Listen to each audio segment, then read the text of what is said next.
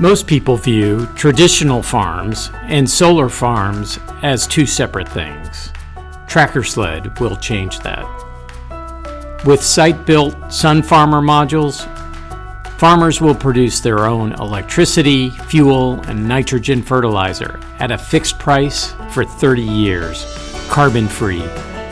After, they'll hand them down to their children, who can repower them, lowering costs even further.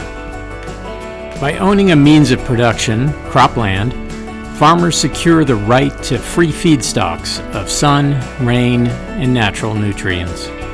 When they add a second means of production, energy, with a pop-up solar farm, they can unleash a cascade of value for their families, electric co-ops, and rural economies. Farmers use only modest amounts of electricity today, but by the end of the decade, they'll be able to use it to produce hydrogen and ammonia on their farm to serve as fertilizer and a diesel alternative for their tractors, combines, and semis. Most important, while decarbonizing industrial agriculture, farmers will earn carbon-free price premiums in the marketplace, satisfying the demand of grain majors and food companies who have committed to reducing their greenhouse gas emissions. As TrackerSled's second-generation platform, SunFarmor modules look like trestle bridges with a roof of bifacial PV panels and a solar reflector as a roadway.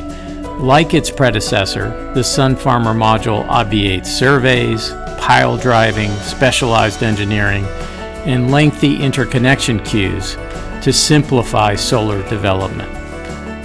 Crews will assemble SunFarmor modules from prefabricated parts at a roadside staging area and then tow them one by one to the field, arranging them in columns connected with overhead cables. A 3.5-acre dual-use farm constructed in 1 week will produce all the power, fuel, and fertilizer needed to operate a 1,000-acre grain farm in the Corn Belt. Ranchers can even space the columns to make paddocks for grazing cattle in a high-density adaptive operation. TrackerSled's best prospects farm in the Corn Belt, where over 150,000 farmers work over 1,000 acres, and power, fuel, and fertilizer comprise over a third of their variable non-land costs. Here, farmers use over 90% of the country's ammonia fertilizer in areas where electric co-ops pay over 5.5 cents per kilowatt hour. 31% are in solar advantage states, and a third already choose profit over yield with non-traditional practices. At $2 a watt, that's a $24 billion market.